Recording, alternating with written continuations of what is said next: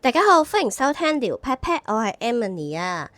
今集咧想同大家聊下最近嘅一個新聞嘅，咁就其實係有關嗰隻旺價嘅金毛 BB，即係俾人掉咗喺後巷，咁啊全身即係黐住啲潲水啊、辣椒油啊，咁啊佢自己本身有狗瘟嗰隻金毛 BB，咁啊最後撳翻啦。我其實都諗咗好耐，用咩角度去聊呢件事。其實好難嘅，即係個難係揾一個合適嘅 angle，跟住之後用咩嘅，即係想帶出咩信息啊，或者係想講啲乜嘢啊。其實係做內容嘅人，即係 content creator 嘅人，其實好難嘅一個。即係我唔係好叻，即係我唔係好叻去做呢啲嘅人啦。或者我未夠純熟啦。咁但係其實我點解將呢個題目講出嚟呢？即係其一，即係我自己養過金毛啦。咁啊，心心最好嘅朋友亦都係金毛啦，即係焦糖啦。咁又或者我有另外一個角度，其實講呢件事好多我自己不論上網睇啦，或者係經啲義工嘅朋友嚟到去講。內地走私係啊，用走私呢個字，走私一啲動物過嚟，其實係好多好多嘅。咁以前已經有噶啦，即係以前係講10幾年前已經係有走私呢個問題。咁但係當然你話啊，呢件事係啱定唔啱，定係用咩角度啊？其實好多傳染病點啊，或者啊，其實我真係好愛嗰隻動物，我想帶佢嚟香港生活。咁呢件事啱定唔啱呢？咁都係嗰句啦，即係永遠都冇啱定唔啱嘅。咁但係我哋向翻首先公共衛生嘅問題去講呢件事先。內地嘅一啲動物嘅一啲法律啦，或者佢打嘅針咧，其實真係不完全係香港嘅一個 standard 嚟嘅。譬如瘋狗症針啊，或者佢哋有冇打即係佢哋嘅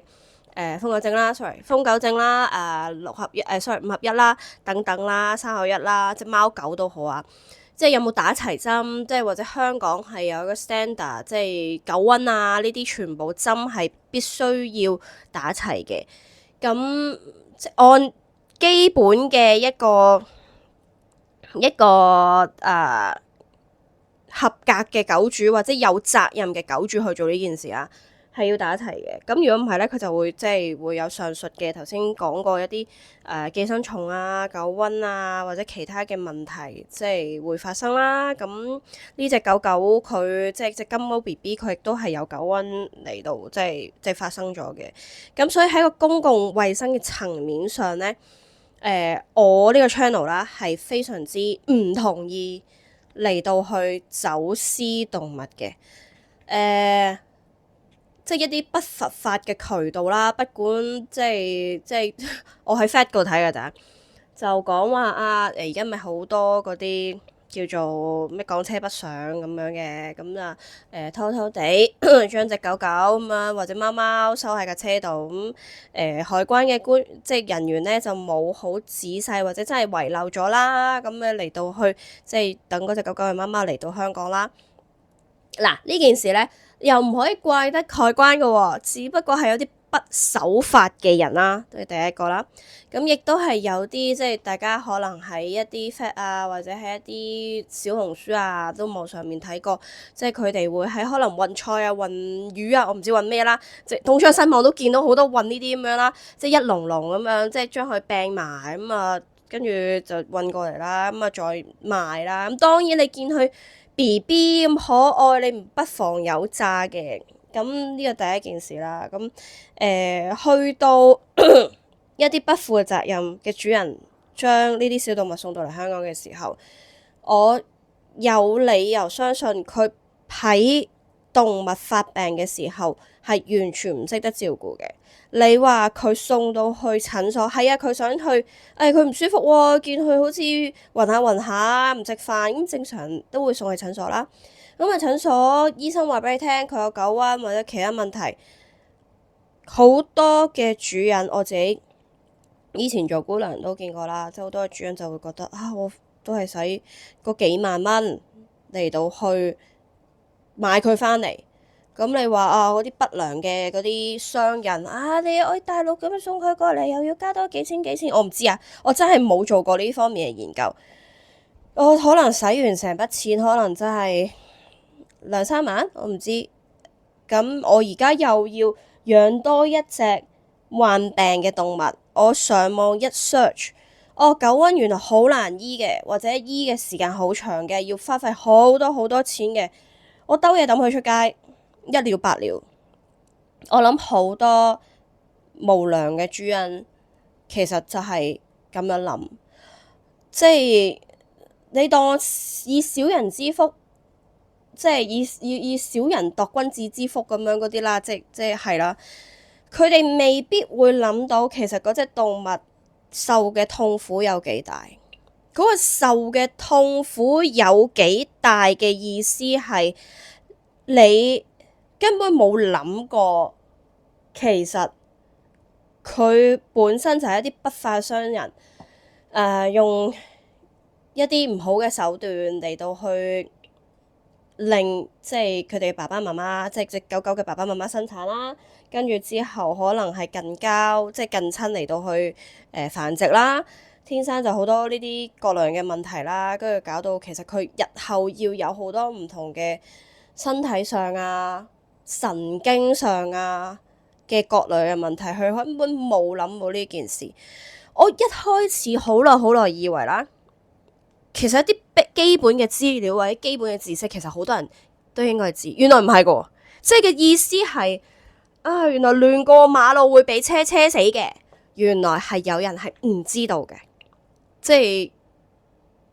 原來係會咁樣。我唔係話要抨擊嗰啲人嘅知識水平，唔係咁樣，即係我明白，即係有啲人可能佢嘅到而家嘅生活，佢根本都冇接觸過相關嘅嘢，我哋唔怪佢。但係當佢或者呢位主人決定要去買一隻動物嘅時候，點解佢唔做多啲功課呢？當然我呢個 channel 係會支持領養代替購買嘅。但係如果聽緊呢個 channel 嘅你，我都係想要一隻純種，我都係選擇購買。咁唔該你攞多啲錢出嚟啊，向一啲真係有晒證書又好，咩都好嘅一啲主人，或者我唔識講啊，即係我唔知而家嘅一啲自家培植啊，即係自家培養、自家繁殖嗰啲，究竟係咪全部都係衰人？我唔識講啊。咁我亦都真係身邊冇呢方面嘅叫做聯絡啊，或者網絡啦。即係如果聽緊嘅你係有嘅，咁我都好歡迎你留言俾我。話俾我聽，其實而家嘅狀況係咪我哋真係喺報章雜誌或者網路 IG、Instagram、Fat 見到嘅全部自家繁殖嘅人都係一啲無良嘅人呢？我可以講10幾年前我養嗰隻金毛嗱，我真係好 old school 啊！我爹哋喺報紙嗰度，即係報紙嗰度見到。即係有人嚟到去自家繁殖嘅，咁嗰一次我唔知10幾年 sorry， 我諗20幾年前，即係我爹哋喺報紙嗰度，咁啊剪咗嗰個嗰格仔出嚟啦，即係可能而家好多 Gen Z 嘅朋友未唔知咩嚟啦，即係總之以前揾工啊、睇報紙啊，跟住所有咩都喺報紙嗰度揾到消息啊，跟住你就打電話去聯絡嗰個人，咁我爹哋就係做咗呢樣嘢嘅，咁好幸運地啦，咁嗰陣時嗰個人咧，佢真係因為佢自己嘅2隻金毛生咗，或者係啦，咁啊有幾隻金毛仔咁樣，咁我就喺報紙嗰度嚟到去購買，我可以誠實係購買有一隻金毛 BB 嘅當年，但係真係20幾30年前，咁嗰隻金毛 BB 真係好幸運地到佢離開嘅時候，其實佢冇任何病痛，冇任何神經問題啊、皮膚問題完全冇嘅，咁。呢類嘅嘢啦，係啦。咁如果聽緊嘅你係認識嘅，咁或者你係真係一個唔係無良嘅繁殖者嘅，好歡迎你話俾我聽，究竟而家嘅生態係點樣？其實我自己都好孤陋寡聞，因為我好唔會接觸有關繁殖嗰 part 嘅，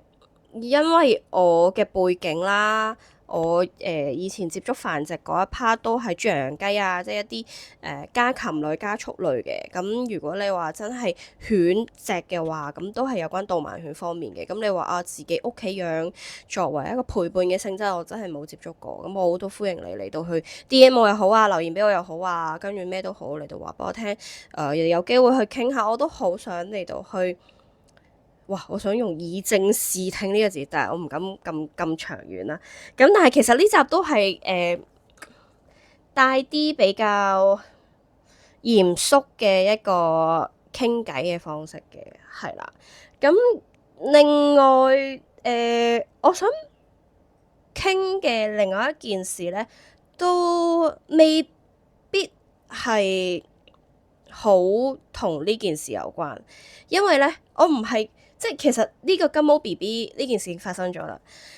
我自己覺得其實呢啲購買嘅，即係向一啲不良商人嘅購買嘅事件，依然都會發生。你話政府立法，即係而家有個殘酷對待動物嘅嗰條條例，罰則係幾多？點樣去證實？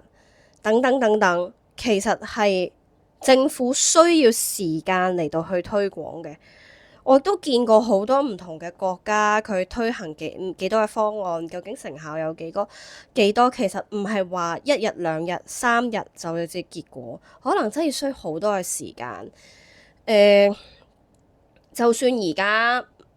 5月中旬，即係話寵物入食肆，即係大家都知，其實呢條法例都已經係30幾年，而家啱啱即係用30幾年嘅時間嚟到去慢慢去更改。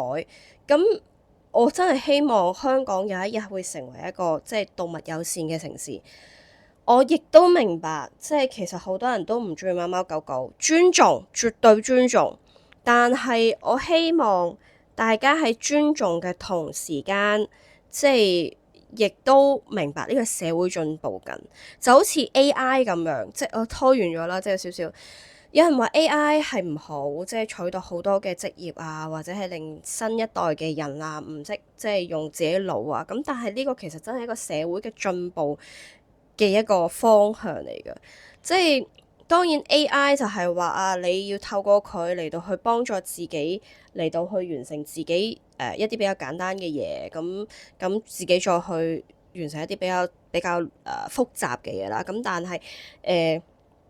我覺得每個人運用或者每個人睇呢件事有唔同嘅方案啦，即係好似寵物究竟係咪可以入食肆呢件事，都係一個好多唔同聲音嘅一個方即係一個未來嘅嘢啦。咁究竟係好，究竟唔係好，會有幾多個問題？其實而家都早2日都係一個諮詢階段。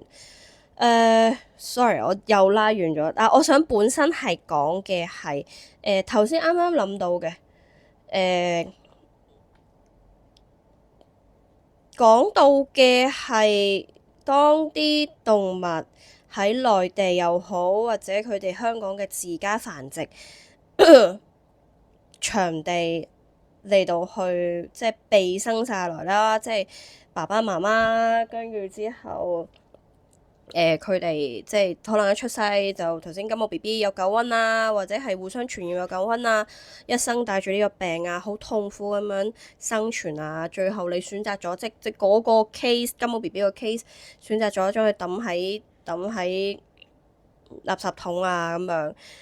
其實我之前提過嘅有關實驗動物呢個 topic，好多人一定會反對嘅，但係我只想好簡單嚟到去講，實驗動物喺現今不論喺中西呢個社會嘅當中，其實都係已經被好多法例去保護啊。我咁樣講好啲，好多法例好保護。我唔喺呢度同大家深講呢啲法例啦。咁但係當然有啲人會話你最後令佢安樂死係好唔人道，一出世就變成實驗動物咁樣，其實好唔人道嘅喎。咁但係呢個法例喺保障人類嘅同時，亦都可以保障到佢哋喺成個過程之中係冇經歷過痛苦嘅。即係我可以我了解嘅法例啦，我唔敢講全部啦。我了解法例都唔知道現場操作嘅人啦，或者點樣都好啦，係唔會喺佢喺成個過程之中係有任何嘅痛苦嘅。咁即係呢個多少少啦。咁其實就係為咗社會嘅進步啦，時代嘅進步啦。而家女士用嘅化妝品、保養品、牙膏、牙刷、唇膏咩都好，男士用嘅剃鬚膏或者係任何接觸皮膚內在嘅任何藥物，人類就算 Panadol 啊，我都想講中藥啊 Panadol 都好，其實都係經過有實驗動物呢一個過程嘅。咁所以你如果我哋返返去少少去睇，你話實驗動物其實係剝削動物生存權利，有啲大思想去諗嘅係你睇嘅係呢一層，但係一啲商人又好，一啲醫學嘅學者又好，睇嘅已經係另外一層。攞返好多年前講嘅，譬如黑死病啊，嗱又好啦，又或者係講上一個大家經歷過好痛苦嘅 Covid 都好啦，當中一定係經過實驗動物嘅。我唔係想大家反思呢件事究竟啱定錯啊，而係有啲嘅呢個真係可以用犧牲呢個字啦。有啲嘅犧牲你係避唔開，有啲嘅犧牲係真係避得開嘅。我唔敢講我呢段嘅我呢個 channel 或者係呢次嘅呢個主題可以同大家帶嚟咩 message？ 其實好難，一到生死咧，即係生死呢單嘢咧，即係其實好難講嘅，因為每個人對生死嘅執着又好啊，生死嘅定義啊、意義咩都好，都好難嘅。但係我只可以講以我自己嘅經歷啦，或者我真係咁耐，我唔敢講我自己好有經驗啦。但係我自己我嘅意見係覺得，如果可以減少痛苦，就將佢減少，而唔係將一啲冇必要嘅痛苦令佢發生咯。係啦。好，突然間呢個 topic 我自己講得好似有啲大，只不過anyway 啦，大家都係即係我其實都係想大家聊下傾下偈，發表下我自己嘅少少嘅意見仔啫，係啦。咁我今集就嚟到呢度啦，亦都希望香港政府又好，或者其他地方嘅政府又好，真係為咗實現即係動物嘅福祉，佢減少佢哋痛苦，實行多啲嘅方法，或者諗多一層，做多啲嘅諮詢，或者呢個社會會更加少呢啲悲劇啦。咁我呢集就去到呢度啦。咁希望大家如果聽到嘅話，有任何意見都希望大家留言俾我啦。咁可以睇下廖 pat pat 個 IG 啦。咁我哋下集再見啦，拜拜！記得 share 同埋 comment 啦。喵